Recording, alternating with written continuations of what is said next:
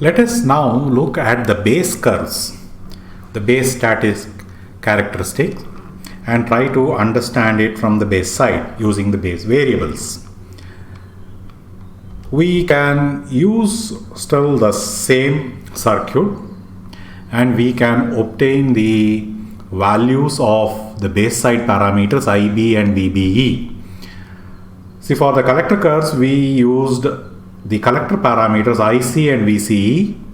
For the base curves we need the parameters IB and VBE. Same circuit, VB is variable and VC is also variable. So let us draw the graph. So we have the x and the y axis. So for the x axis we will take VBE as the parameter, and for the y axis the base current IB that is getting injected into the base of the transistor, IB. So how does the curve look like? So this is how the IB versus VB curve look like. This is actually not very surprising in the sense that base emitter is a diode, and with VB positive it is a forward bias diode. Base emitter is a forward bias diode, and therefore the IB VB characteristic should look something like a diode, and that is exactly what happens. So this base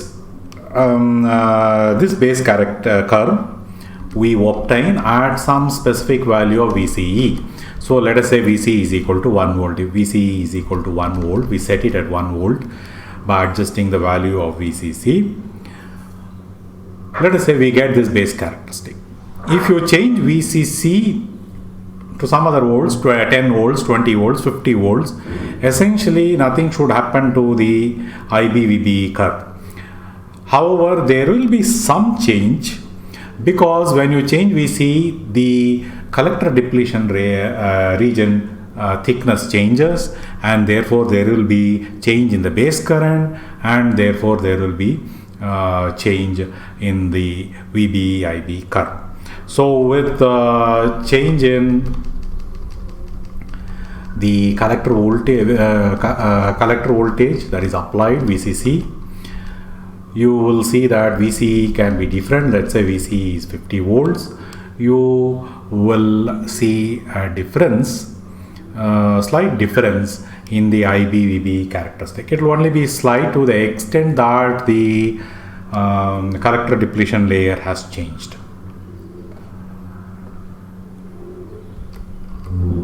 So now there is another important thing that one should not forget, that is beta or HFE versus IC. This is also static.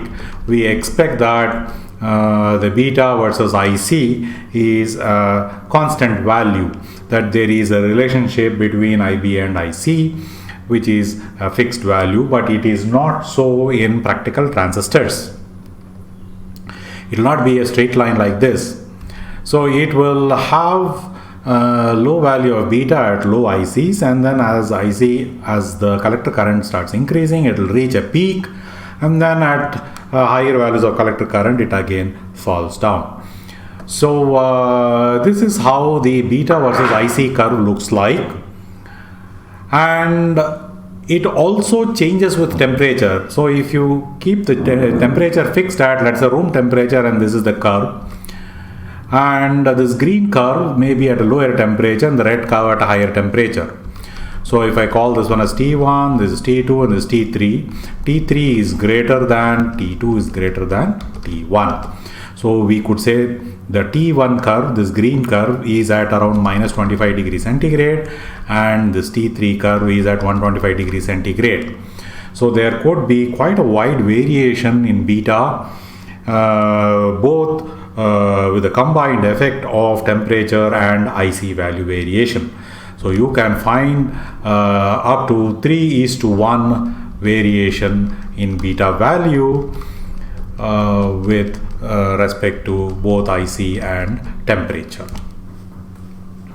So these are the static curves that you will see with respect to the BJT. That is, we had the collector curves, you had the base curves, and you have the beta versus IC curve. There is another special case that you need to understand. So let me draw the circuit where I have this VCC, this is the RC resistor connected to the collector terminals, and there is the base terminal. Now you see here this BJT, the base is kept open and the emitter is grounded, collector is connected to the resistor. This is VCC. This is RC, and there is the base current IB, which is equal to 0. So if IB is equal to 0, what happens to collector current IC? IC should typically be 0, but there will be thermally generated carriers and there will be some small leakage current flowing in. That is generally given in data sheet as ICEO, which means collector current through CE, that is through the collector emitter with base open. So collector emitter current with base open is ICEO. This is normally a parameter that is given in the data sheet. Now under this condition, when you are giving base current is equal to 0, there is something that you need to also understand in the collector characteristic or the output characteristic. I'm going to draw this. X-axis is VCE in output characteristic, and this is IC collector current. VCE is measured across the collector and emitter terminals of the BJT. Now how does the collector curve look like for IB is equal to 0? So in a practical sense, there will be some finite current called ICEO, collector to emitter current, when base is open, ICEO. And this will go on till some voltage. You can keep on increasing this voltage, and if you further increase the voltage, there will be a breakdown that will happen. So this is called the breakdown voltage for the BJT, and you should never apply a voltage VCE greater than the breakdown voltage. So this is at IB is equal to 0. So when IB is equal to 0, this amplitude will be ICEO, collector to emitter current with base open.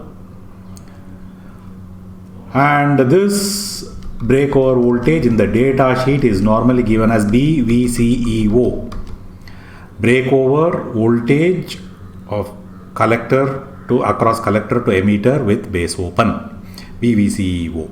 So always remember, when you are designing your circuit, VCE, the voltage across the BJT at any time in its operation should be less than BVCEO for it to be safe.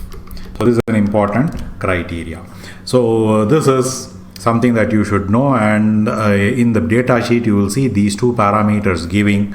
They are the cutoff currents and the breakdown voltage parameters.